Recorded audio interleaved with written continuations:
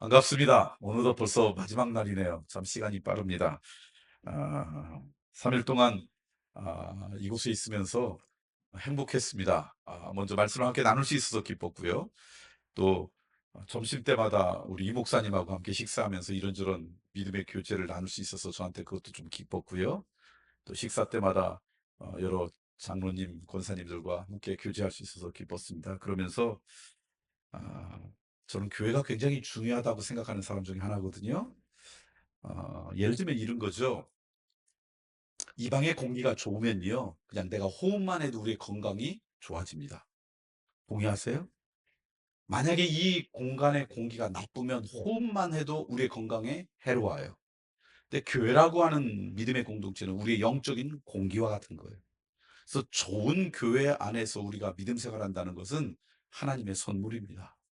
아, 제가 두드림 교회를 원래 알았던 교회도 아니고요. 이 목사님을 오랫동안 교제했던 분은 아니지만 또 우리 장로님들과 목사님하고 며칠 보내면서 이 신림동 지역에 하나님께서 존귀하게 여기는 믿음의 공동체가 있다. 그게 참 감사했습니다. 그 은혜의 기쁨이 여러분의 신앙생활 할 때마다 충만히 임하길 소망합니다. 우리가 사용하는 언어는 우리의 시대 상황을 반영한다고 그러죠. 예를 들면 우리는 그전에 그런 말 쓰지 않았는데 요즘 들어서 잘 쓰는 말 가운데 하나가 well dying이라는 말 많이 씁니다. 인생의 마지막이 품이 있어야 된다. 품이 있는 죽음 뭐 이런 말을 많이 써요. 이야기는 우리의 마지막 죽어가는 분들을 이렇게 보니까 우리 부모님 세대나 연로하신 분을 보니까 우리가 기대하는 만큼 그 마지막에 품이 있었기 때문에 well dying이라는 말을 많이 쓸까요? 우리의 기대만큼 그렇게 품이 있는 인생의 마지막이 잘 발견되지 않으니까 그 well dying이라는 말을 많이 쓸까요? 첫 번째예요, 두 번째예요? 두 번째일 가능성이 높죠. 또 우리 시대에 우리가 참 많이 쓰는 단어 가운데 보니까 어느 날 커뮤니케이션, 소통이라는 단어를 참 많이 쓰더라고요. 소통이라는 말을 많이 쓴다는 이야기는 우리 사회에 나이별로 또는 생각이 다른 사람끼리 소통이 잘 되기 때문에 이 소통이라는 단어를 많이 쓸까요? 소통이 참 안 되니까 그 안타까움 때문에 소통이라는 말을 쓸까요? 첫 번째예요, 두 번째예요? 두 번째, 오늘 기도해 주신 권사님, 기도 가운데서 그런 안타까움을 기도하셨는데 참 소통되지 않은 안타까움 때문에 우리가 그런 말을 쓰죠. 최근에 우리 사회에서 정말 많이 쓰는 단어 가운데 하나가 리더십이라는 단어입니다. 지도자 또는 지도력이라는 단어예요. 이 리더십이라고 하는 단어를 많이 쓸 수밖에 없는 것은 우리 사회에 믿고 따를 수 있는 좋은 지도자들이 많기 때문에 리더십이라는 단어를 쓸까요? 지도자들은 참 많은데 우리가 신뢰하고 따를 수 있는 지도자가 없는 지도자의 결핍의 시대, 지도자의 헝거의 시대에 살고 있기 때문에 리더십이라는 말을 많이 쓸까요? 첫 번째예요, 두 번째예요? 두 번째잖아요. 그게 우리들의 안타까움 아니에요? 얼마 전에 제가 새벽에 이렇게 이제 성경을 읽고 묵상을 하고 그러다가 왜 우리가 리더십이라는 말을 많이 쓸 수밖에 없는 이 안타까운 시대에 우리가 살아가고 있을까? 그렇게 묵상을 하다가 깨달은 건데 리더십의 한 요소일 수는 있지만 리더십 전체는 아닌데 우리는 그게 리더십 전부인 것처럼 속고 있는 게 몇 개 있더라고요. 그래서 그것이 있으면 당연히 리더십의 사람인처럼 인 줄 알고 기대했다가 실망하거나 반대로 나는 그게 없기 때문에 나는 리더십하고 관련이 없는 사람이야. 스스로 우리를 제한하거나 그런 게 몇 가지 있더라고요. 대표적인 거 몇 가지만 말씀을 드리면 첫 번째 우리는 리더십 그러면 힘이 있어야지 리더십이 있다고 생각해요. 리더십 이꼴 권력, 파워라고 생각해요. 근데 우리가 요즘 경험하잖아요. 그 힘을 잘 쓸 수 있는 그 사람의 성품과 인격이 있을 때 이 힘은 리더십이지만 그러지 않은 사람이 힘을 갖고 있으면 오히려 힘만 있다고 리더십이 있다고 이야기할 수 있어요, 없어요? 극단적이지만 예를 하나 드릴게요. 우리가 지금 이렇게 예배를 드리는데 갑자기 문이 콱 열리더니 복면을 한 권총 강도가 들어온 거예요. 그리고 전부 다 엎드려. 그리고 지갑을 책상 위에 올려놔라고 했어요. 여러분 어떻게 하시겠어요? 예, 제가 참고로 말씀드리면 사소한 것에 목숨 걸면 안 돼요. 그거 순교 아닙니다. 다 엎드리고 우리가 지갑을 위에 올려놓을 거예요. 자, 그러면 그 순간에 이 공간에서 가장 힘 있는 사람이 누구예요? 목사님이요? 아니에요. 저도 엎드릴 거예요. 이 순간에 제일 힘 있는 사람이 누구예요? 권총 강도예요. 근데 그 권총 강도를 향해서 리더십이 있다고 이야기할 수 있어요, 없어요? 없어요. 이런 거예요. 그러니까 힘은 리더십의 한 요소이긴 하지만 전부는 아니에요. 근데 그게 있으면 당연히 리더십인 줄 알고 우리가 기대했다가 실망하거나 나는 힘이 없어. 그러니까 나는 리더십의 사람이 아니야. 우리 스스로 리더십을 제한하는 거예요. 두 번째, 또 우리가 많이 속고 있는 것 중에 하나가 직위, 위치가 있어야지 리더십이라고 생각해요. 어떤 포지션이 있어야지. 근데 아시잖아요. 그 직위 위치에 있는 사람이 그것을 감당할 수 있는 능력과 인격이 되면 이 직위는 좋은 리더십이지만 그러지 않은 분이 이 직위에 있으면 오히려 그 공동체가 고통당하잖아요. 그러니까 리더십의 한 요소 가운데 직위, 위치도 있지만 그게 리더십 전부는 아니에요. 우리나라 예를 들면 여러분이 갖고 있는 어떤 정치적인 성향에 따라 제가 하려는 의도를 곡해해서 요즘 받아들여요. 그래서 제가 우리나라 예를 들지 않고 외국 예를 드릴게요. 미국의 대통령도 이제 곧 이취임식을 해요. 1월 20일 날 하니까 이제 곧일 텐데 미국의 대통령은 임기가 4년이에요. 그리고 한 번 더 재선할 수 있어요. 지금 그만두는 대통령은 한 번 하고 재선을 못했어요. 그 얘기는 그만큼 인기가 없다는 거예요. 미국 역사를 보면 웬만한 사람들은 다 재선에 성공했어요. 제가 미국에 있을 때 대통령도 진짜 인기가 없었거든요. 제가 보니까 이름을 잘못 지었어요. 조지고 부시고 맨 전쟁을 하다 보니까 사람들이 별로 안 좋아가지고 그런데도 재선에 성공해서 8년을 했어요. 근데 제가 정말 좋아하는 미국 대통령이 계신데요. 그분은 한 번 하고 재선에 성공하지 못했어요. 그러니까 얼마나 인기가 없었겠어요. 그분이 누구냐면 며칠 전에 돌아가신 지미 카터 대통령이에요. 크리스천이에요. 신앙이 참 좋은 분이었어요. 그리고 제가 더 안타깝게 생각하는 건 저하고 같은 성이잖아요. 그래가지고 좀 됐으면 좋았을 뻔했는데 근데 그분이 그렇게 믿음이 좋은 분이면서도 불구하고 1970년대에 한 번 하고 재선에 실패했어요. 근데 그거 아세요? 얼마 전에 그분이 돌아가셔서 장례식도 했지만 그때 신문 우리나라 신문도 보니까 이런 표현을 썼어요. 이분은 재임 때보다 재임 후에 훨씬 더 영향력이었던 분이었습니다. 지미 카터 대통령의 평가가 그거예요. 이분이 아무 직위가 없이 대통령을 이제 떨어져서 그냥 전직 대통령이었을 때 그리고 벌써 한 40년을 사셨는데 그동안 세계 곳곳에 진통하고 갈등하는 곳마다 누군가의 중재자가 필요하면 제일 많이 요청받았던 사람이 지미 카터 전 대통령이었어요. 아무 직위도 없는데 이분이 갖고 있는 어떤 도덕성, 어떤 측량성 때문에 우리나라도 여러 번 도움을 받았어요. 북한도 한 2번쯤 가서 그런 중재를 했던 분이에요. 그러니까 위치 직위가 곧 리더십이다라는 말 그건 잘못됐어요. 근데 우리는 속고 있어요. 그 위치와 직위가 있으면 당연히 리더십의 사람인 줄 기대했다가 실망하는 거예요. 내가 아무 직위가 없으면 나는 리더십하고 관계없어. 그래서 오늘 우리 스스로 우리를 제한해요. 그래서 리더십의 말을 많이 쓸 수밖에 없는 안타까운 시대에 살아요. 한 가지만 더 말씀드리면요. 요즘 우리가 잘 속는 거. 전문성이 있으면 리더십이 있다고 생각해요. 그래서 어느 박사다. 어느 부분에 경험이 많다 그러면 당연히 리더십이 있는 것처럼 생각해요. 근데 제가 생각할 때 리더십은요. 오케스트라 주의 같은 분이에요. 그러니까 전체적인 조화와 균형을 이룰 줄 알아야 돼요. 숲 전체를 볼 수 있어야 돼요. 그런데 혹시 그 사람이 내가 어느 한 분야에 전문성이 있다는 것 때문에 다른 사람의 이야기에 귀를 기울이지 않고 독단적으로 살아간다면 그 전문성은 오히려 리더십의 발목을 잡아요. 그러니까 전문성이 있다는 것이 리더십에 도움도 되지만 그러나 어떤 경우는 전문성이 있다고 반드시 리더십의 사람은 아닐 수 있어요. 근데 우리는 속아요. 내가 전문성이 없으니까 나는 리더십의 사람이 아니야 라고 생각한다거나 그 사람이 어느 분야의 박사면 다 잘할 줄 알고 기대했다가 실망해요. 그럼 여러분 가운데 이런 질문을 할 수 있어요. 목사님, 그럼 리더십이라는 게 뭐예요 도대체?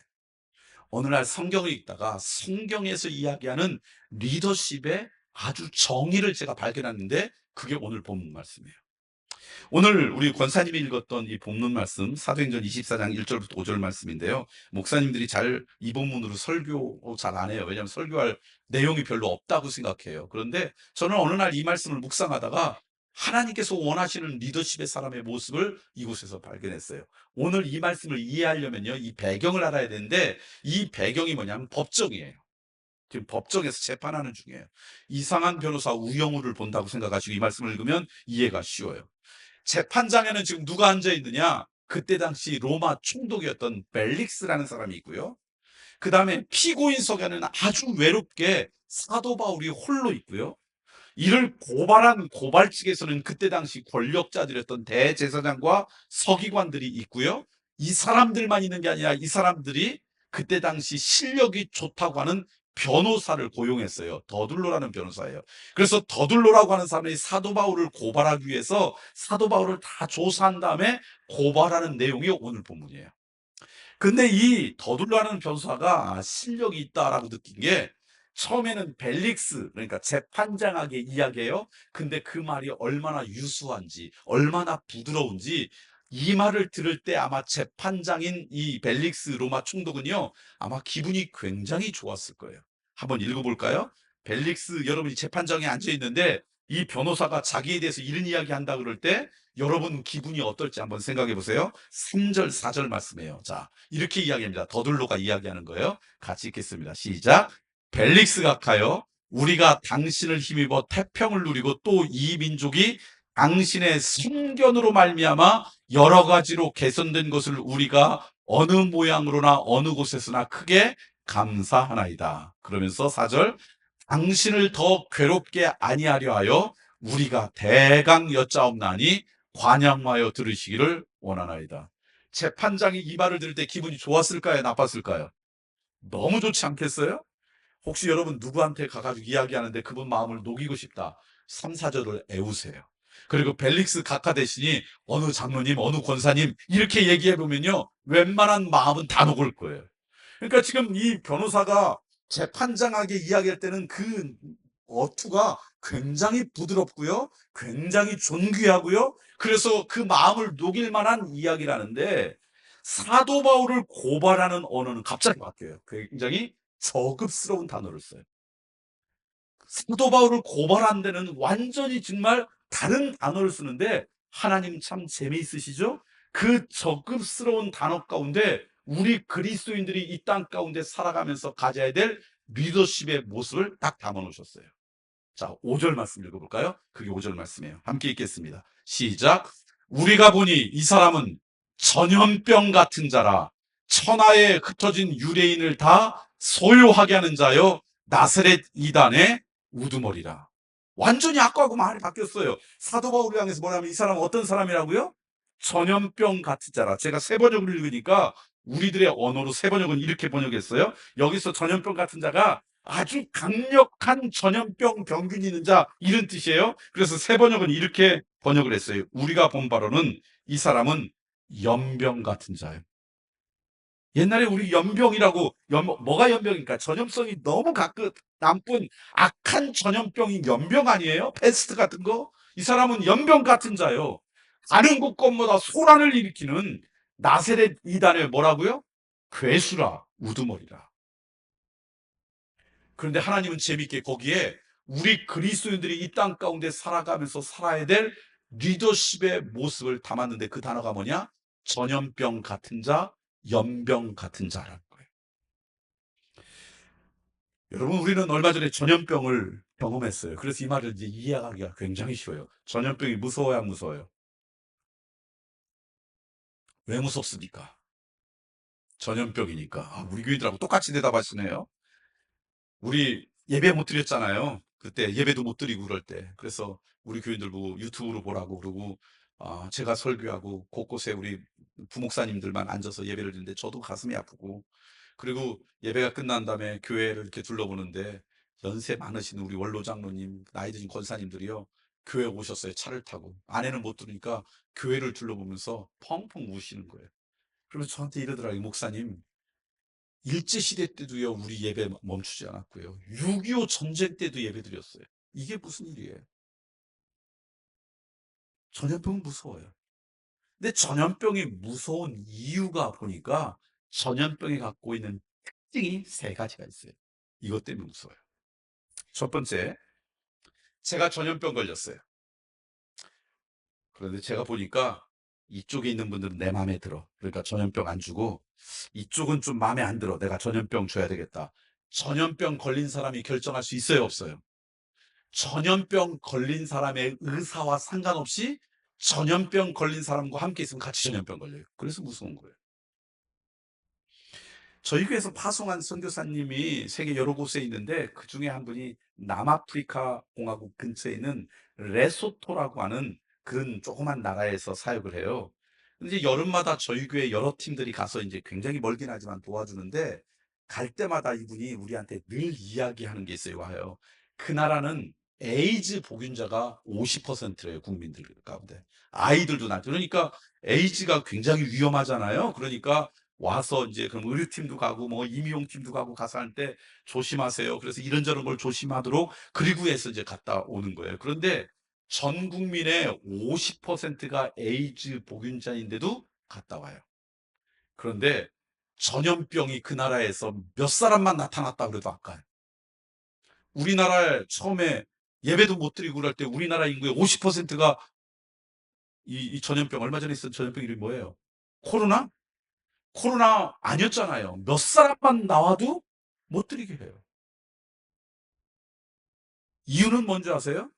에이즈는요, 우리가 조심하면 아무리 주변에 있는 사람이 다 에이즈 보균자 그래도 안 걸려요. 근데 전염병은 전염병 걸린 사람의 의사와 상관없이 함께만 있으면 걸려요. 두 번째, 전염병이 위험한 것은요, 제가 전염병 걸렸어요. 그랬더니 이곳에 앉은 분이 아유 목사님 혼자 전염병 걸리게 너무 가슴 아파요. 저도 좀 나누어 가질게요. 그럼 걸리고 이쪽에 있는 분들이 저희들은 노땡큐 목사님 안 걸리고 싶어요. 그러면 안 걸리고 전염병 걸린 사람과 함께 있는 의사가 영향이 있어요, 없어요? 없어요. 그냥 전염병 걸린 사람이 있으면 전염병 걸린 사람의 의사, 전염병 걸린 사람하고 함께 있는 사람의 생각과 상관없이 그냥 전염병 걸려요. 그래서 무서운 거죠. 세 번째는 제가 만약에 코로나 걸렸으면 여러분 뭐 걸려요? 코로나. 제가 만약에 사스가 걸렸다 그러면 여러분 뭐가 걸려요? 사스. 전염병 걸린 사람과 동일한 바이러스가 전해져요. 그래서 이 사도 바울 향해서 더둘로가 저 연병할 자, 연병 같은 자, 전염병 같은 자라고 표현한 걸 보니까 정말 더둘로가 사도 바울을 잘 표현했어요. 사도 바울이 어느 도시에 가잖아요. 그러면 사도 바울의 의사와 상관없이 사도 바울과 함께 만났던 사람의 의사와 상관없이 사도 바울 안에 있는 바이러스가 전염됐어요. 그 바이러스 이름이 혹시 뭔지 아세요? 지저스 바이러스라는 거였어요. 그러니까 사도 바울을 향해서 저 전염병 같은 자라 그 말이 맞아요. 사도 바울이 뭐 전문성이 있나요? 무슨 힘이 있나요? 무슨 어떤 위치에 뭐 직위가 있나요? 그것과 상관없이 사도 바울 안에 있는 전염 이 바이러스가 그냥 그들에게 나눠졌던 거예요. 사도행전 27장 이때 보면요. 사도 바울이 나중에 잡혀가지고 로마로 압송되어져 가는 장면이 나와요. 근데 배를 타고 가는데 그 배 안에 죄수 신분으로 사도 바울이 탔어요. 그러니까 그 배 안에서 가장 힘없는 사람은 사도 바울이고요. 힘 있는 사람은 로마 군인과 로마 군인의 지도자였던 백부장이에요. 그 안에 직위는 누가 높아요? 선장이나 백부장이 높을 거예요. 사도 바울은 가장 직위가 없어요. 항해하는 전문성은요, 선원이나 선장이 있고요. 사도 바울은 단 한 번도 선원 생활 해보지 않았어요. 성경 보니까 천막 만드는 사람이었어요. 근데 어느 날 광풍이 불어가지고 배가 움직이기 막 요동을 치니까 성경을 가만히 읽어보니까 그 배에 탔던 사람들이 누구 이야기를 듣냐면 사도 바울 이야기를 들어요. 그럼 그 순간 그 배에서 누가 리더십의 사람이에요? 사도 바울이 힘이 있어요? 직위가 있나요? 전문성이 있나요? 상관없이 사도 바울의 영향을 받기 시작하니까 그 배 안에서의 리더십은 사도 바울이에요. 그러니까 이 전염병 같은 자, 연병 같은 자를 우리의 언어로 바꾼다면 저는 이렇게 바꾸고 싶어요. 그 사람을 통해서 지기가 있건 힘이 있건 전문성이 있건 상관없이 그 사람을 통해서 선한 영향력이 나눠지면 그 사람이 바로 지도자예요. 그 사람이 리더십의 사람이에요. 그리고 하나님은 우리가 그렇게 살아가기를 원하시는 거예요. 오늘 우리를 그리스도인이라고 그래요. 크리스천이라고 불러요. 하나님이 지금부터 너희들을 그리스도인으로 부를 거라고 지어주신 이름이 아니에요. 사도행전 11장, 12장, 13장을 보면요. 그리스도인이라고 하는 말이 처음 생긴 게 안디옥 교회 교인들 때문에 생기기 시작했어요.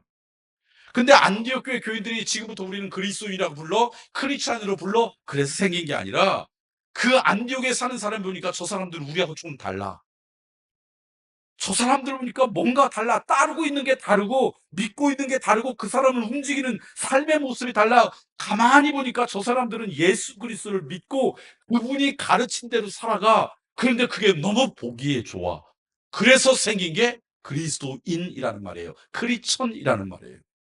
그러니까 안디옥 교회 교인들은 그때 당시 거기에 리더십의 사람이에요. 그들을 통해서 선한 영향력이 나오기 시작한 거예요. 그 사람들을 전염시키고 그리고 그 사람들에게 전염 바이러스를 하는 인생에 있어요. 이런 사람이 바로 이 땅의 리더십의 사람이라는 거예요. 자, 그러니까 거들로는 사도 바울을 고발하기 위해서 욕하기 위해서 저 전염병 같은 자라고 연병 같은 자라고 이야기했지만 하나님 보실 때는 그게 욕이에요. 칭찬이에요. 제대로 산 칭찬이에요. 동의하세요? 자, 그럼 이번 여러분 주변 분을 칭찬합시다. 옆에 있는 집사님, 권사님한테 집사님, 권사님은 연병 같은 자입니다. 칭찬해 봅시다.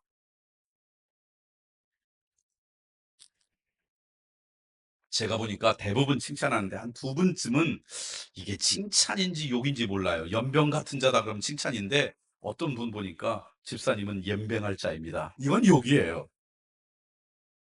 저는 여러분이 그런 인생으로 살아가길 소망합니다.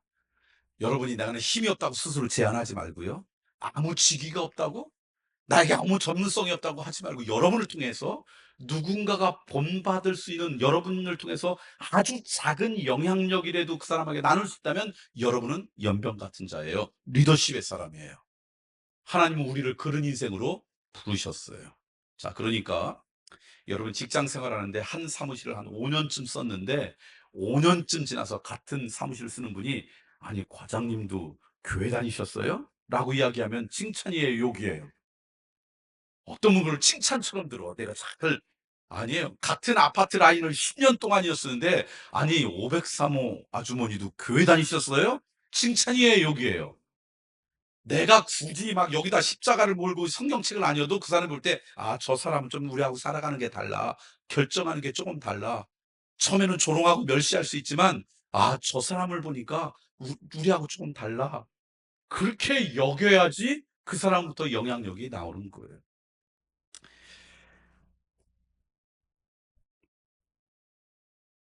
지금 우리나라에 예수 그리스도를 믿는 사람을 아무리 많이 잡아도 한 17%라 그래요.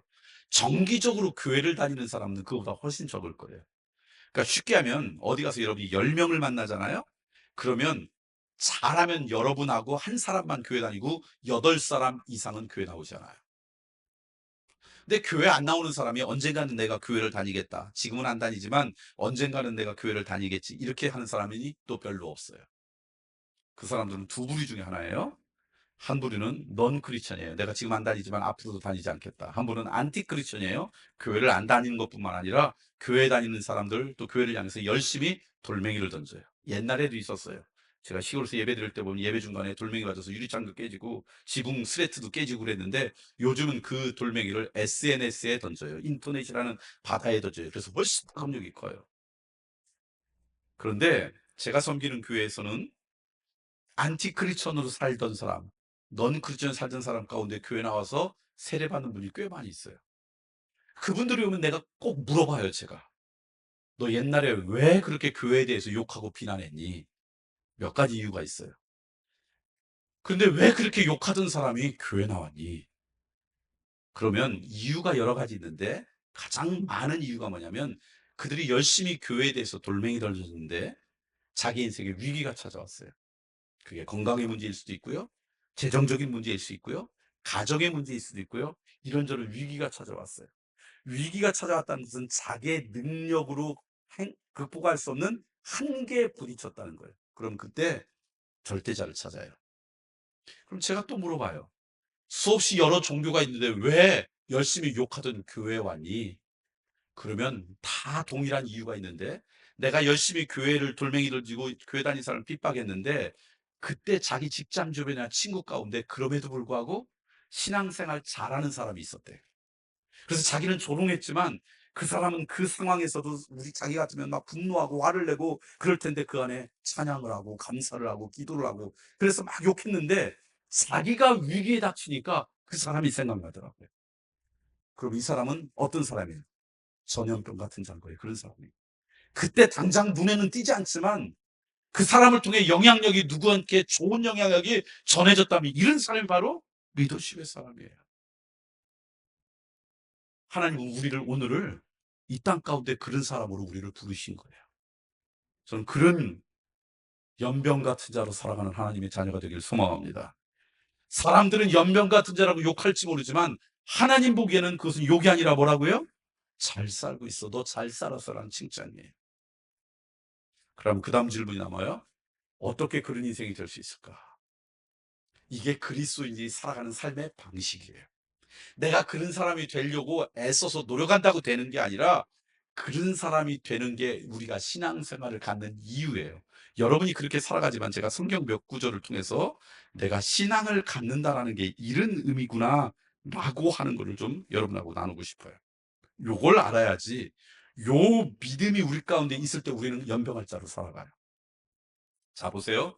여러분이 말을 하거나 행동을 하거나 그러면 말은 입에서 나오고 행동은 몸짓에서 나오고 표정은 얼굴에 나왔지만 그 뿌리는 어디입니까? 우리의 마음이에요. 그래서 우리의 내면이 무엇이 우리를 다스리느냐, 어떤 영향력이, 어떤 능력이 내 안에 있느냐가 내 언어로 나오고 내 행동으로 나오고 내 결정으로도 나와요. 내가 신앙생활을 한다는 것은 내 안이 하나님의 거룩한 영으로 통치받는다는 게 신앙생활인 거예요. 동의를 잘 못하시겠어요? 성경을 통해 제가 말씀드릴게요. 요한복음 1장을 한번 찾아볼까요? 요한복음 1장 12절 말씀 한번 읽어볼까요? 제가 참 좋아하는 말씀인데 같이 읽겠습니다. 시작. 영접하는 자, 곧 그 이름을 믿는 자들에게는 하나님의 자녀가 되는 누구를 영접한다는 거예요? 예수님을 영접하는 자. 예수님을 믿는 자들에게는 어떤 권세, 어떤 특권을 줬다고요? 하나님의 자녀라고 하는 특권을 줬어요. 그러니까 내가 예수님을 믿기 시작하면, 믿는다는 것은 지식적인 차원이 아니에요. 여기 보세요. 저 성경을 영접하는 자, 곧은요 지금 곧바로 뜻입니까? 산수의 이꼴이라는 뜻일까요? 이꼴이라는 뜻이에요. 그러니까 예수님을 믿는 자 이꼴 예수님을 영접하는 자예요. 그러니까 예수님을 믿는다는 건 내가 예수님을 나의 주님으로 받아들인다는 거예요. 관계의 문제예요. 예수님이 내 인생의 가장 소중한 분이에요. 그분이 나의 주님이에요. 내 삶의 우선순위에 예수님이 가장 중요한 우선순위에 있어요라고 내가 믿음으로 고백하는 것, 이게 예수님을 믿는 거예요. 그렇게 예수님을 나의 주님으로 받아들이면 우리 모두에게는 특권이 생겨요. 권세가 생겨요. 어떤 권세? 하나님의 자녀라고 하는 권세. 이거는요, 우리가 갖고 있는 이런저런 우리의 어떤 조건하고 상관없이 모든 사람에게 동일하게 있는 권세예요. 예를 들면 여러분, 외국 갔다가 우리나라 들어와서 공항을 출발할 때 한쪽 줄은 외국인들이 줄 서는 줄, 그래서 줄이 길고요. 한쪽은 우리나라 사람이 쓴 대한민국 국민이 쓰는 줄이 있어요. 그때 대한민국을 들어오는 국민들은요, 무슨 학경력이 높은 사람만 들어오든지 뭐 돈이 많은 사람이든지 그 사람이 인격과 성품은 상관없이 대한민국 국민이면 거기 다 들어와요. 마찬가지로 우리가 예수 그리스도를 나의 주님으로 영접하면 모든 사람에게 권세가 주어져요. 그게 바로 뭐예요? 하나님의 자녀라고 하는 권세예요. 자, 그러면 내가 예수님을 믿어요. 그럼 우리 모두가 하나님의 자녀가 되었어요. 그러면 하나님의 자녀로서 모두 누리는 권세가 있어요. 그 권세가 뭘까요? 여러 가지가 있어요. 그 중에 하나가 이런 거예요. 제가 어렸을 때 시골에서 살았는데 시골에서 놀다 보면 이렇게 겨울 같은 데도 친구들하고 열심히 놀다 보면 이제 해가 뉘엿뉘엿 지고요. 집집마다 굴뚝에서 모락모락 연기가 나고요. 그럼 소리들이 들려요. 성업아, 밥 먹으러 가라. 어머니가 부르는 소리예요. 그럼 열심히 놀던 아이들이 다 어디로 가요? 집으로. 어디가 집이에요? 부모님이 살던 곳이 집이에요. 저하고 함께 놀던 아이들도 자기 부모님이 사는 곳으로 다 가요. 그게 집이에요. 우리가 이곳에서 열심히 놀고 있는데 어느 날 하나님이 불러요. 밥 먹으러 와라. 그것을 이 땅에서는 뭐라고 하냐면 죽음이라고 해요. 그러면 그게 끝이 아니라 우리가 어딜 가요? 천국, 하나님의 나라는 누가 가요? 하나님을 아버지라고 부르는 사람만 가는 거예요. 천국은 다른 곳이 아니라 하나님의 사랑과 공의와 은총만이 다스리는 나라예요.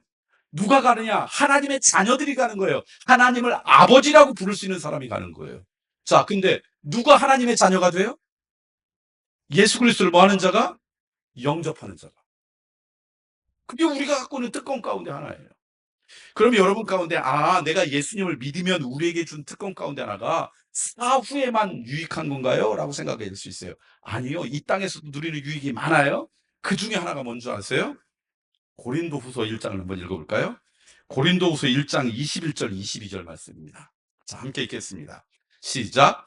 우리를 너희와 함께 그리스도 안에서 굳건하게 하시고 우리에게 기름을 부으신 이는 누구라고요? 하나님이시니 그가 또한 우리에게 인치시고 보증으로 우리 마음에 누굴 주셨다고요? 그러니까 하나님이 예수 그리스도를 영접해서 하나님의 자녀가 되는 순간 너는 지금부터 내 자녀야라고 하는 증거로 인치시고 보증했다는 거예요. 옛날 치면 도장을 찍은 거예요. 인친 거예요. 그걸로 무슨 운전면허증 같은 걸 준 게 아니라 하나님의 자녀라고 하는 증거로 우리의 마음에 누굴 주셨다고요? 성령을 주신 거예요. 그러니까 예수 그리스도를 영접하는 순간 내가 하나님의 자녀가 되면 우리에게 권세가 있는데 특권이 있는데 그건 뭐냐면 성령을 우리의 가슴에 하나님이 선물로 주셨어요. 근데 내 안에 계신 성령님은 어떤 일을 하시는가? 그러니까 먼저 이 질문을 할게요. 그러면 언제부터 우리의 내면 가운데 성령님이 계세요? 언제부터 성령님이 내 안에 계세요? 예수 그리스도를 영접한부터. 자, 그럼 질문 있어요. 예수님을 영접하기 전에는 그러면 내 안에 누가 있어요? 예수님을 영접한 다음에 성령님이 내 안에 있으면 예수님 영접하기 전에는 성령님이 있어요, 없어요? 없어요. 그러면 누가 나를 다스려요? 성경을 볼까요? 이게 굉장히 중요한 말씀인데 갈라디아서 5장 16절, 17절 말씀, 17절 말씀만 한번 읽어볼까요? 먼저 17절 읽겠습니다. 같이 읽겠습니다. 시작. 육체의 소욕은 성령을 거스리고 성령은 육체를 거스리나니 이 둘이 서로 대적함으로 너희가 원하는 것을 하지 못하게 하려 함이라. 그러니까 우리가 행동하고 말하는 게 다 뿌리가 우리의 내면인데 우리의 내면 안에 아주 큰 영향력이 우리를 지배하는 세력이 두 개가 있대요. 하나는 육체의 소욕이고 하나는 뭐라는 거예요? 성령이라는 거예요. 자, 다시 질문해요. 성령은 언제부터 우리 안에 있어요? 예수님을 영접하기 전에. 그러니까 예수님을 영접하기 전에는 성령이 있어요, 없어요? 그러면 남아있는 거 뭐가 우리를 다스리는 거예요? 육체의 소욕이. 육체의 소욕이라는 게 뭔가 봤더니요. 원어로 보니까 NIV라는 영어 성경을 원어로 그대로 직역했는데 이렇게 번역했어요. sinful nature. 우리나라 말로 번역하면은 죄로 물든 우리의 본성이에요. 그러니까 성령님이 우리 오기 전에는 누가 우리를 다스리냐면 죄로 물든 우리의 본성이 우리를 이끌어가요. 죄로 물든 우리의 본성이 이끌어가면 그게 죄로 물들었으니까 결과가 뭐냐? 우리 19절부터 읽어볼까요? 그걸 이야기해요. 자, 19절부터 읽어보겠습니다. 19절부터 21절까지. 육체의 일은 우리 안에 죄로 물든 우리의 본성이 우리를 이끌어가면 아주 분명한데 그 결과 나타나는 게 뭐냐? 함께 읽겠습니다. 시작. 곧 음행과 더러운 것과 호색과 우상숭배와 주술과 원수 맺는 것과 분쟁과 시기와 분냄과 당짓는 것과 분열함과 이단과 투기와 술 취함과 방탕함과 또 그와 같은 것들이라. 그러니까 내 안에 죄로 몰든 우리의 본성이 이끌어가면 우리가 생각하는 모든 죄악들이 열매로 맺는 거예요. 근데 이건 뭐냐면 죄의 열매들이에요. 죄의 열매들이고 이것이 나타나는 원인은 뭐예요? 누가 나를 다스리는 거예요? 죄로 물든 우리의 본성이. 그래서 우리가 착각하고 있어요. 어제도 제가 스스로 속는다는 이야기를 했는데 우리는 그냥 열심히 살아가고 최선을 다하면 잘 산다고 이야기해요. 그런데 내 안에 성령님이 없으면요, 열심히 살아가는데, 최선을 다하는데 무엇을 위해 살아가느냐? 성경에서는 이렇게 해요. 이생의 자랑, 안목의 종욕, 또 뭐죠? 안목의 종욕? 갑자기 잃어버렸다. 이생의 자랑, 하나는 육체의 종욕. 리차드 포스트라고 하는 영성학자는 이걸 우리의 언어로 쉽게 이렇게 번역했어요. 돈, 섹스, 권력. 그러니까 그 사람이 최선을 다한다고 살아가지만 가만히 보면 마지막 종점은 이 세 가지 중에 하나예요. 죄로 물든 우리의 본성이 우리를 이끌어가면 열심히 살아가는 것 같지만 그 마지막은 아까 나왔잖아요. 수없이 죄의 열매들이 만들어질 수밖에 없어요. 그런데 내가 예수님을 영접하면 그 순간에 너는 지금부터 내 자녀야, 하나님의 자녀라는 증거를 우리 안에 누굴 주세요? 성령님이 와요. 그럼 성령님하고 내 안에는 죄로 물든 본성하고 싸움이 벌어져요. 그래서 성령님이 우리를 다스리기 시작하면 무슨 일이 벌어지냐? 갈라디아서 5장 22절 23절 이런 일이 벌어져요. 함께 읽겠습니다. 시작. 오직 성령의 열매는 사랑과 희락과 화평과 오래 참음과 자비와 양성과 충성과 온유와 절제니 이 같은 것을 금지할 수 있다고요, 없다고요? 없어요. 내 안에 성령님이 나를 다스리면 당연하게 이런 것들이 우리 가운데 맺어져요. 그런데 성령의 열매는 이런 것들이 맺어지면 그게 선한 영향력으로 나타나는 거예요. 여러분이 우리가 예수 믿고 사람이 변해요, 안 변해요?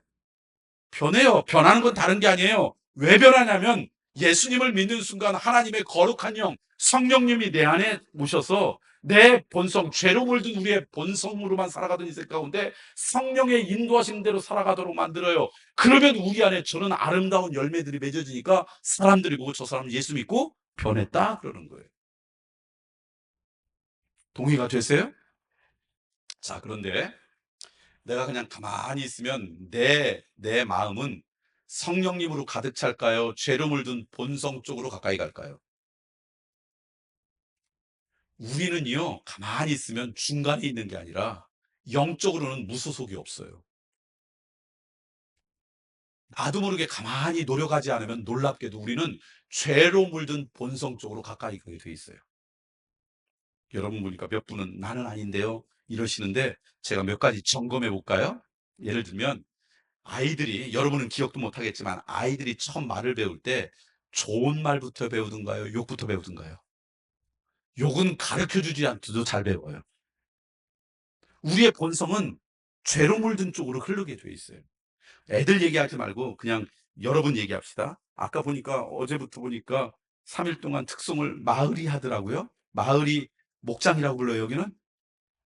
목장 몇 개가 모인 게 마을이죠. 그럼 여러분 목장에 일주일에 한 번씩 모이잖아요. 그럼 목장으로 모여가지고 목장 예배 끝나고 대화할 때 우리 교회 어느 집사님, 권사님, 장로님, 목사님 칭찬하고 좋은 얘기 하는데 시간이 잘 가요? 누구 뒷담하는데 시간이 잘 가요? 여러분, 하나님께서 기뻐하시지 않는 것으로 밤을 세우는 게 쉽게 세워요? 하나님께서 기뻐하시는 것으로 밤이 세우는 게 쉬워요? 우리의 본성은요, 가만히 있으면 죄로 물든 본성이 우리를 다스리게 되어 있어요. 농사 지어 본 분이 아실 텐데요. 제가 시골에서 살 때 보니까 모내기를 한 5월쯤 하잖아요. 그러면 하다가 어느 날 가물어요. 그래서 그냥 다 힘이 없는데 어느 날 밤새도록 비가 내려요. 그때 단비라 그러죠. 그냥 비가 쭉 내리면 그냥 이 들판에 물이 가득 차잖아요. 그래서 아침에 나가 보면 알곡이 쑥 자라 있을까요? 잡초가 쑥 자라 있을까요? 잡초가 훨씬 빨리 자라요. 그리고 더 놀라운 거는요. 잡초는 가만히 내버려 두면 스스로 죽지 않아요. 일부러 뽑아내야 돼요. 알곡은 가만히 두면 스스로 열매 맺는 게 아니라 돌봐줘야지 좋은 알곡이 맺어져요. 우리의 내면도 똑같아요. 가만히 있으면 우리의 본성은요, 죄로 물든 것이 우리를 다스려요. 그래서 자꾸 죄와 가까이 가요. 그래서 죄와 가까운 거고 죄의 열매들이 맺어요. 근데 성령님은요, 인격적인 분이세요. 우리를 강제하지 않으세요. 그래서 우리가 성령님이 나를 다스릴 수 있도록 자꾸 우리의 마음을 주님 앞에 내어놓고 그분 앞에 우리가 의탁할 때 성령님이 나를 다스려요. 가만히 있는다고 성령님이 우리를 다스리는 게 아니에요. 성령님이 나를 온전히 다스리기 위해서는 우리가 그분이 내 인생을 주도하도록 우리의 삶의 자리를 성령님께 자꾸 내어 놓으셔야 돼요. 그래서 어느 날 성령님이 나를 완전히 다스리잖아요. 그걸 성경에서는 뭐라고 그러느냐? 에베소서 5장 18절 말씀 볼까요? 이렇게 이야기해요. 함께 같이 읽을까요? 시작. 술 취하지 말라. 이는 방탕한 것이지 오직 성령으로.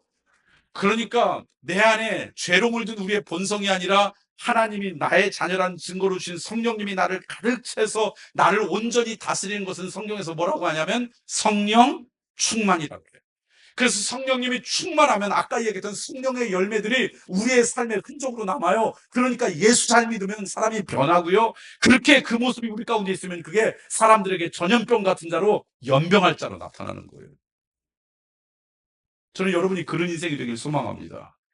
자, 그런데 에베소 5장 18절 말씀을 읽고 제가 어느 날 읽다가 이걸 묵상하게 됐어요. 다시 한번 볼래요? 성령 충만이 그래서 중요한데 같이 읽겠습니다. 시작. 술 취하지 말라. 이는 방탕한 것이니 오직 성령으로 충만함을 받으라. 왜 성령 충만함을 이야기하면서 뭘 취하지 말라고요? 술 취하지 말라고 그랬을까? 제가 이걸 자꾸 묵상하다가 어느 날 깨달은 게 있어요. 우리가 같은 한국말이어도요, 내가 경험해보지 못하고 그것을 잘 이해하지 못하면 잘 못 알아들어요. 예를 들면 저희 교회는 처음 예수 믿는 사람들이 제법 있다고 그랬잖아요. 그분들이 오면 다른 교회를 다니다가 어떻게 이런저런 과정으로 오시는 분들은 제가 이렇게 찾아가지 않는데 처음 예수 믿었다 그러면 그분들을 제가 꼭 만나요. 왜 예수 믿었는지 이런 거 물어보려고. 또 어느 날 예배 끝났는데 연락이 왔어요. 목사님, 오늘 처음 교회 나온 사람이 있어요. 그래, 내가 가볼게. 그리고 이제 세 가지 환영한 대로 이제 가는데 문 앞에 40대 그때 한 중반쯤 된 남자분이, 그분도 교회를 안 다니다가 한 2년 전부터 막 교회를 다니기 시작한 형제였어요. 아직 집사도 안 된 분이었어요. 부인은 교회를 열심히 다녔는데 부인 나오는 걸 그렇게 반대하는 전형적인 안티크리스천이었다가 어느 날 40 넘어서 인생의 위기 가운데 신앙생활하고 이제 신앙생활을 막 열심히 하는 사위였는데, 그 사람이 있다가 사위가 목사님 너무 기뻐해 주세요. 우리 장모님이 처음 교회를 나왔어요. 그래서 참 기쁘겠네요. 근데 들어가려는데 그분이 그러는 거예요. 근데 목사님, 그러니까 딸이 교회 가자 할 때는 엄마가 콧방귀도 안 끼다가 사위가 교회 가자 그러니까 여기 장모님들 사위 말은 좀 부담스럽잖아요. 그래서 아마 나온 것 같아요. 근데 그 사위가 그러는 거예요. 우리 목사님, 우리 장모님이 전국구세요. 그래서 전국구가 뭐예요? 그랬더니 평생 충청도와 대전에 있는 절이 아니라 전국에 있는 절을 다 돌아다니신 분이라고. 그분이 그 말을 하지 않아도 금방 알겠더라고요. 제가 갔더니 그분이 앉아있다가 일어서더니 안녕하십니까 목사님 이렇게 인사를 하는 거예요. 그래서 저도 안녕하십니까 이렇게 얘기한 다음에 몇 가지 물어보는데 꼭 물어보는 게 뭐냐면, 오늘 제가 설교한 내용이 무슨 말인지 이해가 되셨나요? 그랬더니 그분이 하나도 이해가 안 됐대요. 제가 그날 설교를 한국말로 했을까요? 영어로 했을까요? 일본말로 했을까요? 우리 교회 교인들은 제 설교를 이해했을까요? 이해하지 못했을까요? 저는 설교를 쉽게 하는 편이잖아요. 그런데도 그분은 한마디도 이해가 안 됐대요. 왜냐면요, 은혜라는 말, 구원이라는 말, 사랑이라는 말, 성경이라는 인물, 이거 하나도 없으니까 같은 한국말로도 이해하지 못하는 거예요.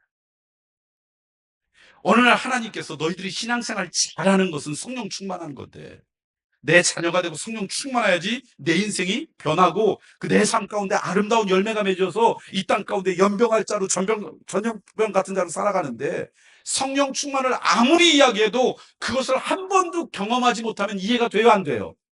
안 돼. 그러니까 하나님께서 너희들이 이해할 수 있는 말이 뭘까 보니까 성령 충만하고 제일 비슷한 게 술 취하는 거다 생각해서 술 취하지 말고 성령 충만하라고 말씀하신 것 같아요. 왜냐하면 마가의 다락방에서 처음 성령 충만했던 제자들이 나오니까 그게 뭔지 몰랐던 사람들이 뭐라고 이야기했어요. 왜 대낮부터 저 사람들이 술 먹었냐? 그러니까 성령 충만한 것을 그것이 모르는 사람들이 볼 때는 뭐하고 비슷해요? 술 취한 거 비슷해요. 그리고 생각해 보니까 성령 충만하고 술 취한 것은 비슷해요, 현상이. 저희 동네에서는요, 음주운전 단속을 저희 교회 앞에서 꼭 해요. 저희 교회를 막아놓고. 그런데, 예, 그 저희 음주 단속하는 경찰서가 우리가 교회니까 저녁에 예배 있는 날은 교인들이 복잡하니까 그날은 안 해요. 그리고 그날 아닌 날 주로 음주운전 단속을 해요. 그래서 제가 저희 교인들한테 다 알려줬어요. 참고하라고. 근데 어느 날 교회에서 늦게 나오는데 보니까 이제 음주운전 단속을 하는 거예요. 그래서 어떻게 하나 봤더니 길을 세워놓고는 뭐 이렇게 후 불어보고 그래서 이 사람이 술 먹었다 그러면요, 길을 막을 수 없으니까 저희 교회 주차장에 세워요. 그래서 우리 교회 앞에서 하는 거예요. 그래서 이제 술 먹은 사람, 술 취한 사람들을 우리 교회 주차장에 세우고는요, 그리고는 나오라 그러더니 흰 손을 똑바로 걸으라고 해요. 자, 그러면 술 취한 사람이 이 사람의 이성은 똑바로 걷고 싶을까요? 비틀거리고 싶을까요? 똑바로 걷고 싶어요. 이 사람의 의지는 비틀거리고 싶을까요? 젖먹던 힘을 다해서 똑바로 걸으려고 노력할까요? 이 사람의 감정은, 우리의 내면은 지정의로 돼 있잖아요. 우리의 이성과 감정과 의지로 돼 있잖아요. 이 사람의 감정은 비틀거리고 싶어요? 똑바로 걷고 싶어요? 만약에 그분이 교회 다니는 분이었으면 그 순간에 이런 찬양 했을지도 몰라요. 똑바로 걷고 싶어요, 주님이라는 찬양을. 근데 똑바로 걸어요, 비틀거려요? 왜 비틀거려요? 경험이 많으셔서 막 금방금방 아시네. 술 취해서, 이 말은, 술 취했던 이 말은 지금 이 순간 이 사람을 통치하는 가장 큰 영향력이 이성이에요, 의지예요, 감정이에요, 술기운이에요. 그러고 보니까 성령 충만을 너무 잘 설명했어요. 성령 충만하면요, 우리의 이성이 마비되거나 감정이나 의지가 없는 게 아니에요. 우리의 이성 그대로 있어요. 우리의 지식도 있어요. 우리의 의지도 있고 우리의 감정도 다 있어요. 그런데 우리의 행동은 우리의 이성과 감정과 의지에 의한 것이 아니라 내 안에 있는 술기운처럼 성령님의 기운이 우리를 이끌어가요. 그러니까 성령의 열매가 우리 가운데 맺어지는 거예요. 내 감정은 그 사람 용서 못해. 그 사람을 어떻게 용서해? 원수를 갚아도 심하게 갚아야지. 내 감정, 그런데 성령 충만하면, 성령님의 열매가 뭐예요? 사랑이잖아요. 그러니까 내 감정이 나를 이끌어가는 게 아니라 성령님의 기운이 나를 이끌어가면요, 그 인생이 불쌍해 보여요. 용서가 시작되는 거예요. 그래서 우리가 누구까지도 용서할 수 있다고요? 원수까지도. 성경에서 사랑, 기쁨, 감사, 이거는요, 감정의 언어가 아니에요. 감정은 우리가 우리 스스로 조절할 수 없어요. 믿음의 언어예요. 내 안에 성령님으로 통치하게 되면요, 그분의 사랑의 열매 때문에 그 사람이 용서가 돼요. 절제. 우리는 참을 수 있을 때까지만 참을 수 있어요. 근데 성령 충만하면요, 내 한계를 뛰어넘어서 참을 수가 있어요. 인내. 언제까지 우리가 기다리고 인내할 수 있을까요? 우리의 능력 가운데. 근데 성령님이 충만하면요, 그 한계를 뛰어넘어요. 여러분, 성령님은요, 우리보다 지혜가 많으세요, 적으세요? 많아요. 오늘 우리가 훨씬 사랑이 많으세요. 그래서 그분이 우리를 통치하면요, 내 이성과 내 감정과 내 의지가 나를 따르는 것이 아니라 그분이 나를 통치하는 흔적이 나와요. 그게 성령의 열매고요. 그 모습이 우리 주변에 나누어지면 사람들이 저 사람은 예수 믿고 변했어. 그리고 뭔가 달라. 때로는 조롱하고 멸시하는데 언젠가 인생에 위기가 오면 그 사람의 생각나요. 그래서 연병할 자, 전염병 같은 자가 되는 거예요. 그러니까 내가 믿음 생활 잘한다는 것은 내가 갖고 있는 지식이나 경험 갖고 살아가는 게 아니라 내 안에 뭐에 의지해서 살아가는 거예요? 성령 충만하게. 이게 믿음 생활 잘한다는 거예요. 내가 예수 믿는다는 유익이 뭐냐? 예수님을 나의 주로 영접하는 내가 하나님의 자녀가 돼요. 하나님의 자녀가 되면 우리 모두에게 성령님을 선물로 줘요. 근데 그분이 나를 다스리면 내 삶의 한계가 넓어지고요, 내 삶 가운데 용기도 있고요, 내 안에 지혜도 있고요. 그래서 잠언의 지혜의 근본이 여호와를 경외하는 거라 그랬잖아요. 믿으십니까? 저는 이 말씀을 그대로 믿어요. 왜냐하면 제 인생이 그런 인생이기 때문에 그래요. 제가 신학교에 간다고 고등학교에 결정할 때 신학교에 가는 걸 제일 반대했던 분이 누구냐면 저희 어머니였어요. 저를, 아니, 저희 어머니가 목사님 사모님 아니에요? 그러면 아들이 신학교 간다면 막 안 가려고 해도 막 가라고 권면해야 될 텐데, 제가 신학교에 간다니까 저희 어머니가 반대했어요. 뭐라고 반대했냐면, 너 같은 사람이 목사가 되면 교인들에게 상처 많이 줘. 그러니까 목사 안 됐으면 좋겠어요. 정확히 표현하면 우리 어머니가 이랬어요. 너 같은 내결동물이 목사가 되면 교인들한테 상처를 많이 줘. 저희 어머니가 볼 때는 저희가 사랑이 없는 사람이었어요. 종종 이런 얘기를 했어요. 이 말을 바늘로 꽂아 해도 피 한 방울 나오지 않을 놈이라고. 저희 어머니가 그렇게 이야기했던 이유들인데 그 중에 하나가 이런 걸 거예요. 저를 정말 사랑했던 분이 저희 외할머니세요. 물론 이제 천국에 가셨죠. 저희 어머니가 벌써 80대 후반이니까. 근데 저희 외할머니가 결혼해서 아들을 못 낳고 딸 하나 낳았어요. 여기 연로하신 여성분들은 알 거예요. 그 시대에 결혼해서 아들 못 낳고 딸 하나 낳았을 때 받는 서러움과 압박과 핍박이 어땠는지. 그러니까 저희 외할머니는 그 모든 압박과 핍박 가운데 딸 하나 키웠는데 딸이 결혼해 가지고 첫 번째 아이를 낳는데 아들이에요. 모함직도 했던 것 같아요. 그게 저예요. 그러니까 저희 외할머니한테 저는 단순히 손자인 사람이 아니라 내 인생에 있던 모든 서름과 압박을 치유해 주는 하나님의 선물로 여기셨던 것 같아요. 저는 기억도 없는데 저희 친척 어르신들이 그래요. "너는 어렸을 때 걸어 다니지를 않았대요." 저희 외할머니가 안고 다니고 업고 다녔다고. 제가 중학교를 진학을 했는데 저희 외할머니도 대전에 사셨고 저도 대전에서 초중고등학교를 나왔는데 제가 중학교를 이제 옛날에 뺑뺑이 돌려서 가잖아요. 그랬더니 저희 외할머니가 본인 사시는 집을 다른 사람에게 세를 주고는 저희 중학교 정문 앞으로 세를 얻어서 이사 오셨어요. 아침에 학교 가는 제 모습을 한번 보고 끝나는 모습을 한 번이라도 더 보고 싶다고. 제가 고등학교로 진학했더니 저희 고등학교 앞으로 또 세를 얻어서 이사 오셨어요. 당신 집은 다른 사람에게 세를 주고. 지금 살아계셨으면 정신건강의학과의 도움을 받으셔야 될 분이었을 거예요. 그렇지만 저희 외할머니는 그게 삶이었어요. 제 고등학교 2학년 때 돌아가셨는데 마침 그날 저희 집에서 주무셨어요. 근데 제가 학교 가려고 준비하는데 스트로크가 와 가지고 뇌출혈이라 그러나요? 오셔서 쓰러져서 3일 있다가 하나님 품에 안기셨어요. 근데 스트로크가 와서 쓰러질 때 이 땅 가운데 남긴 마지막 말이 뭔지 아세요? "성업바." 그리고 쓰러지셨어요.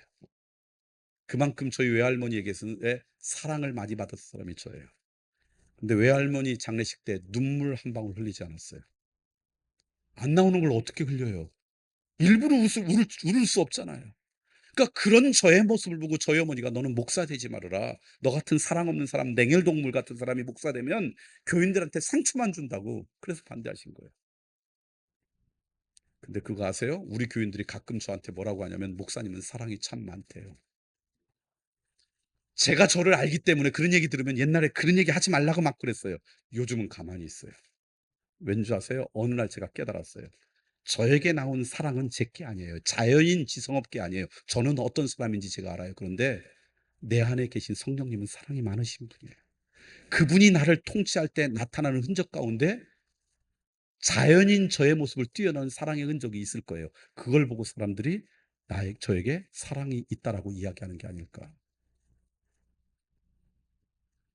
제가 지금 이런 얘기하면 여러분이 잘 믿지 못하시겠지만 살아오면서 제일 힘든 것 중에 하나가 뭔지 아세요? 사람 앞에 서는 거예요. 자연인 제 모습이 아니에요. 제가 초등학교 4학년 때 시골에 살다가 대전으로 이사를 왔어요. 그리고 4학년 때 이제 학교를 다니는데 한 달쯤 지나서 담임 선생님이 저보고 부모님 중에 한 분을 모셔오라 그랬어요. 제가 학교에 적응을 못한 거예요. 저희 어머니가 가니까 "얘는 일반 학교 다니지 못하고 특별한 학교에 다녀야겠다."고 말도 못하고 뭘 시키면 얼굴만 빨개지고 그런 친구였어요. 친구한테 말도 못하고 선생님이 뭘 시키면 고개도 못 들고. 중학교 1학년 때 저희 음악 선생님이 참 무서우셨어요. 여자 선생님인데 태권도가 몇 단인 분이셨어요.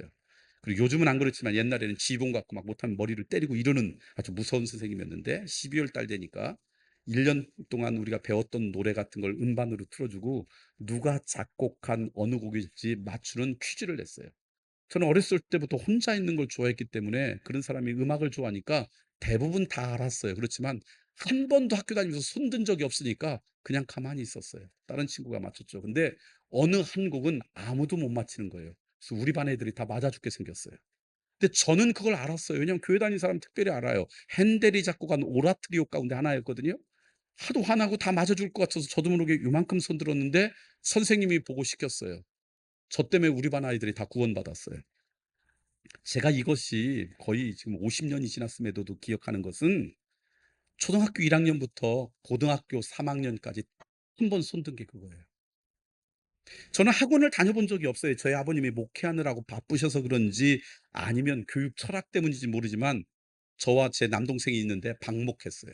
그래서 하늘을 벗삼아 땅을 벗삼아 그냥 시골에서 놀면서 컸지 한 번도 학원을 다녀본 적이 없는데 중학교 3 학년 졸업하고 고등학교 들어가기 전 겨울방학 2달 동안 아침마다 저희 아버님이 제 손을 갖고 강제로 학원에 보냈어요. 웅변학원이었어요. "너 이러다 사람 구실 못하겠다."고. 그래서 아침마다 강제로 끌려가 가지고 거기 가서 "고지가 바로 저긴데 예서 말 수는 없다." 맨날 이거 외쳤어요. 사람 앞에 쓰는 것 정말 싫었고요. 제 생활기로 보면 중학교 3학년 때까지 장래 희망이 뭔지 아세요? 신부였어요. 제가 캐톨릭의 신부가 뭔지는 몰랐지만 결혼도 안 하고 혼자 사는 것 참 좋겠다. 그래서 신부라고 썼던 사람이에요. 근데 여러분 아시잖아요. 지금은 사람들 앞에서 매주 설교를 하는 사람이 됐어요. 지금도 제 자연이로는 이거 상상도 못해요. 제가 집회 잘 안다는 이유가 그 힘들어서 그러는 거예요. 그래서 쓸 때마다 참 많이 기도해요. 그리고 그거 아세요? 설교 끝나면 우리 교인들이 가끔 저한테 와서 이렇게 얘기해요. 목사님 오늘 말씀이 은혜로 왔대요. 그러면 제가 그런 말 하지 말라고, 내가 사람 앞에 쓰는 게 힘든데 옛날엔 그랬는데 요즘은 가만히 있어요. 어느 날 알았어요. 그건 자연인 제 모습이 아니라 제 안에 계신 성령님의 흔적이라는 거. 그래서 저는 성경의 이 말씀이 제 인생을 바꿔놓았어요. 우리의 인생은, 믿음의 능력은 내게 아니에요. 내게 아니라 예수 그리스도를 믿는 다음에 내 안에 계신 성령님이 나를 통치하면 그 성령님의 흔적이 우리 가운데, 그분은 우리보다 훨씬 지혜로워요. 능력이 많으세요. 그때 우리는 예수 믿고 변했다 그러는 거예요. 그때 우리는 누군가를 전염시킬 수 있는 전염병 같은 자, 연병 같은 자로 살아가는 거예요. 동의하십니까? 저는 여러분이 그런 인생 되기를 소망해요. 마지막 질문. 어떻게 해서 성령 충만할 수 있을까요? 성령 충만은 하나님이 우리에게 주시는 선물이에요. 내가 쟁취하는 게 아니에요.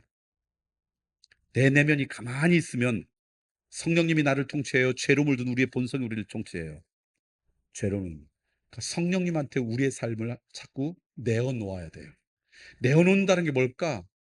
여러 가지지만 가장 중요한 두 가지인데요. 첫 번째는요, 예수님께서 이 땅에 오셔서 수없이 많은 설교를 하셨는데 첫 번째 설교 제목이 뭐예요? 기억나세요? 두 번째, 세 번째, 네 번째는 기억 못해요. 그런데 예수님이 이 땅에서 첫 번째 설교, 그게 가장 중요하죠. 회개하라, 천국이 가까웠다. 천국은 어느 장소를 이야기하는 게 아니라 하나님의 나라는 하나님의 통치를 이야기해요. 그러니까 우리가 하나님의 통치를 받기 위해서는 뭐 하라는 거예요? 회개하라. 성령님이 나를 통치한다. 이게 성령께서 나를 완전히 충만하게 다스릴 때 하나님의 인도하심을 받잖아요. 그럴 때 우리에게 반드시 필요한 건 뭐라고요? 회개예요. 그래서 회개의 깊이가 우리의 믿음의 깊이고요, 회개의 빠름이 우리의 믿음의 성숙함이에요. 우리 스스로 완전한 인생이 될 수 없어요. 우리 스스로 우리에 있는 내면의 죄로 물든 우리의 본성을 우리 스스로 이길 수 없어요. 그런데 내 연약함, 내 부족함, 내가 이 땅 가운데 살아가는 그 모든 것들을 갖고 하나님 앞에 날마다 회개하는 거예요. 그때 우리의 영혼은 조금 맑아지고 그때 성령께서 우리를 다스려요.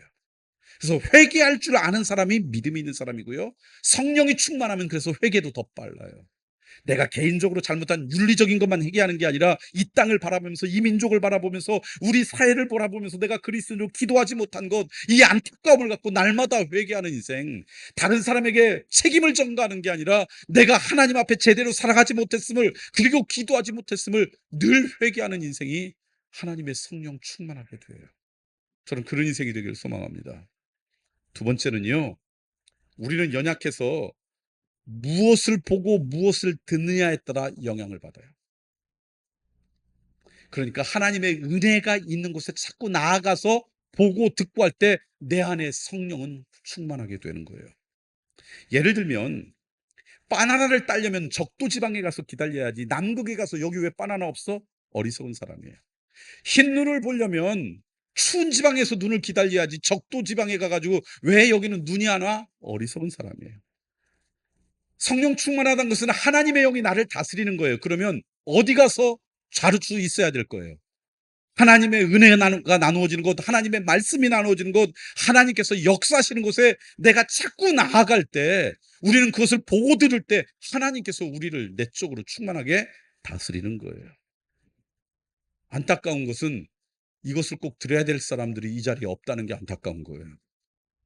하나님의 은혜가 있고 하나님의 역사가 있는 곳에 계속 들으면, 여러분 대단한 것 같아도요, 내가 보고 듣는 것 때문에 우리의 마음은 쉽게 흔들리는 거 아세요? 우리의 내면이 금방 선 줄로 알았다가 무너져요. 성령 충만은 한 번 하는 거 아니에요. 날마다 반복되는 거예요. 한 번 하고 영원한 건 성경에 없어요. 제가 한 번 하고 영원한 걸 보니까 해병대밖에 없더라고요. 성령 충만도 한 번 충만하면 영원히 가는 게 아니에요. 그래서 성경에 보면 하나님의 영이 있다가 하나님의 영이 떠나면 무너지잖아요. 하나님의 영이 떠났다는 건 내 안에 성령 충만하지 않은 거예요. 성령이 내 안에서 슬퍼하는 거예요. 어느 순간 죄로 물든 본성이 우리를 다스린 거예요. 그럼 우리는 무너지는 거예요. 날마다 성령님이 충만하려면 우리가 보고 듣는 거를 자꾸 하나님의 은혜와 역사 있는 곳에 나아가야 돼요. 제가 섬기는 대전에 있는 교회는 산 밑에 있어서 등산 많이 한다는 얘기를 첫날 드렸어요. 가끔씩 제 아내하고 그 등산을 해요. 이렇게 오후쯤 되면. 평소에 운동할 때 없으니까 그렇게 등산도 하고 그러면서 제 아내하고 이런저런 얘기도 하고 찬양도 부르고 와요. 어느 날 이렇게 올라갔다가 내려오는데 오후 한 4시, 5시, 겨울이 아니라 여름쯤이었어요. 가을쯤이었나요? 그러니까 4시, 5시만 해가지고 환한데 그 산 입구에 돗자리를 펴놓고 동네 할아버지들이 막걸리를 드시고 계시는 거예요. 그래서 그 옆을 제 아내하고 딱 들어오면서 아유, 대낮부터 이렇게 술을 많이 드실까? 그리고 걸어오다가 제가 깜짝 놀랐어요. 제가 제 입술 가운데 나도 모르게 잘 있거라 나는 간다 대전발 50분을 부르고 있는 거예요. 저는 그런 노래 알지도 못하거든요.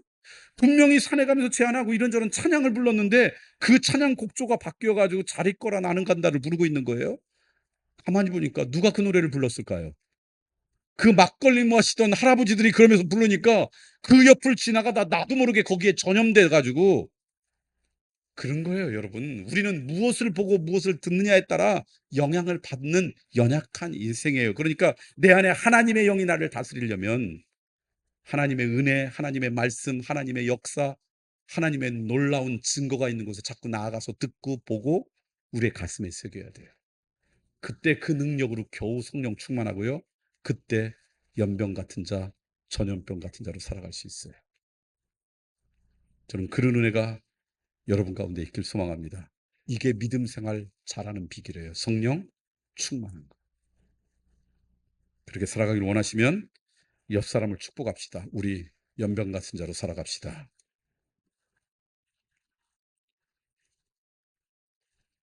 기도하겠습니다. 하나님 감사합니다. 내가 힘이 없고 직분도 아무것도 아니고 직위도 없고 전문성이 없어도 나를 통해 선한 영향력이 영적인 영향력이 나누어질 때 그게 리더십의 사람이라고 지도자라고 그리고 우리 한 사람 한 사람 모두를 하나님께서 그렇게 부르셨다라고 하는 말씀을 깨닫게 하시니 참으로 감사합니다. 그러기 위해서 우리가 예수 그리스도를 믿고 영접하면 하나님의 자녀가 되고 그 특권 가운데 하나님의 거룩한 영이 우리의 내면 가운데 임재하고 성령 충만할 때 이 땅에 선한 영향력이 이 땅을 전염시킬 수 있는 아름다운 모습이 우리 가운데 드러날 수밖에 없다라는 것. 그래서 믿음 생활 잘한다는 것은 성령 충만하게 되는 거라고 하는 것. 오늘 말씀을 통해 깨달았사오니 그런 인생 되게 해 주옵소서. 날마다 회개하는 인생 되게 하여 주시옵고 행여나 다른 사람을 심판하거나 정죄하거나 판단한 인생 되지 말고 하나님 앞에 겸손히 날마다 회개하는 인생 되게 하여 주시옵고 무엇보다도 하나님의 은혜와 사랑과 역사가 있는 곳에 우리의 눈도 귀도 우리의 삶도 들여지는 인생들 되게 해 주시사 연약한 우리를 통치하시는 하나님의 거룩한 능력 때문에 선한 영향력이 우리 가운데 나타나는 기쁨을 누리게 해 주시옵소서. 두드림 교회 모든 교우들이 성령 충만해서 연병할 자로 살아가길 소망하오며 예수 그리스도의 이름으로 기도드리옵나이다. 아멘.